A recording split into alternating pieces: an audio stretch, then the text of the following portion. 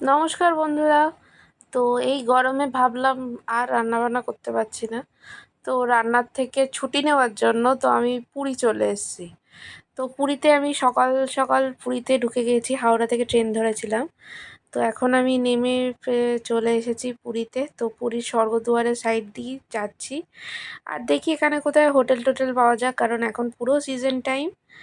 আর এটা পুরো একদম চটজলদি প্ল্যান করে নিয়েছি, দেখা যাক কোথায় রুম পাই।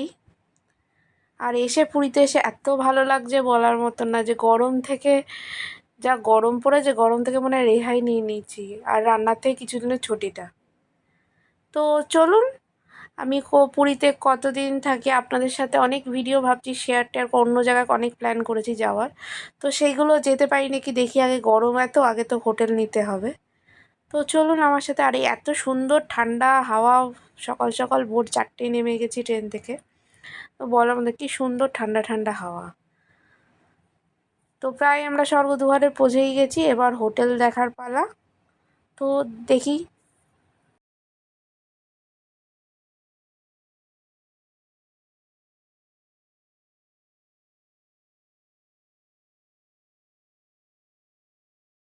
তো অনেক খোঁজার পর একটা সেবা আশ্রমের খোঁজ পেলাম, গড়িয়া মঠের। তো এই যে সেই সেবা আশ্রমটা। তো এই সেবা আশ্রমটা খুবই আমার ভালো লেগেছে, পছন্দ হয়েছে, আর প্রচণ্ড চিপ অ্যান্ড বেস্টের মধ্যে। তো আমরাও একটুখানি চিপ অ্যান্ড বেস্ট খুঁজছিলাম, তো এটা ভালো মতন পেয়ে গেলাম। আর দেখুন কি সুন্দর সুন্দর সুন্দর আঁকা, চৈতন্য মহাপ্রভুর, শ্রীকৃষ্ণর, জগন্নাথ দেবের। তো পুরী আসলে তো জগন্নাথ দেবের দর্শনটা তো করতেই হবে, ওটার তো মাথায় রয়েছে। তার সাথে এখানেই নরসিংহদেবের মন্দিরে, এখানে রাধাকৃষ্ণ জগন্নাথ দেবের মন্দিরটা আছে, এখন তো বন্ধ। তো পরে আমি সন্ধেবেলা দেখাবো যখন আরতি হবে। তো এত সুন্দর ঠান্ডা জায়গা বলার মতো না। তো এইখানে পাশে, এখানে তো কাজ হচ্ছে, আর ওখানে বৃন্দামার মন্দির, এটা আমাদের বৃন্দে মা রয়েছে এখানে, আর পেছনে সব ফুল গাছ। এখানে রোদ্দুরটা একদম সেরকম গায়ে লাগছে না, কিন্তু আমাদের কলকাতা শহরের রোদ্দুরটা এত গরম যে পুরো একদম গায়ে লাগলেই মনে হচ্ছে ফোস্কা পড়ে যাবে। তো রুমটা একদম অগোছাল হয়ে রয়েছে। তো এই রুমটা, আর হাওয়া তো খুব সুন্দর আসছে। আর এই যে সন্ধে হয়ে গেছে, এই যে বলছিলাম রাধাকৃষ্ণ আর জগন্নাথ দেবের মন্দিরটা, তো এখন আরতি হচ্ছে। মন্দিরটা খুবই সুন্দর, আর চারিপাশে পরিবেশটাও খুব ভালো।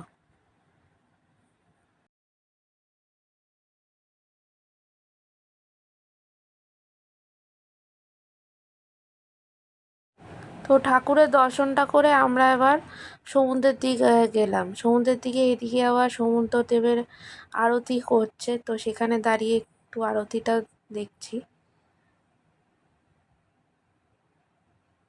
আর আপনাদের যদি এই ভিডিওটি ভালো লাগে তো লাইক শেয়ার কমেন্ট করতে ভুলবেন না।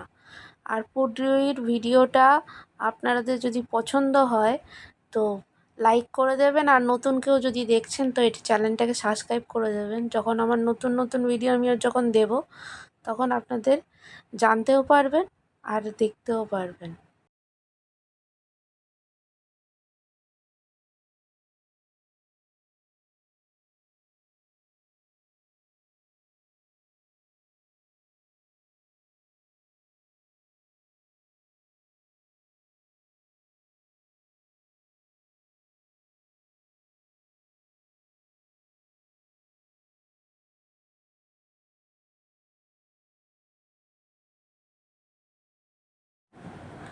এখানে এত মানুষ দাঁড়িয়ে যে জায়গাই পাচ্ছিলাম না আরতিটা দেখার, তো সাইড দিয়ে এসে অনেক কষ্ট করে জায়গা পেয়েছি। তো আরতিটা এত সুন্দর, ভালো লাগছে দেখতে।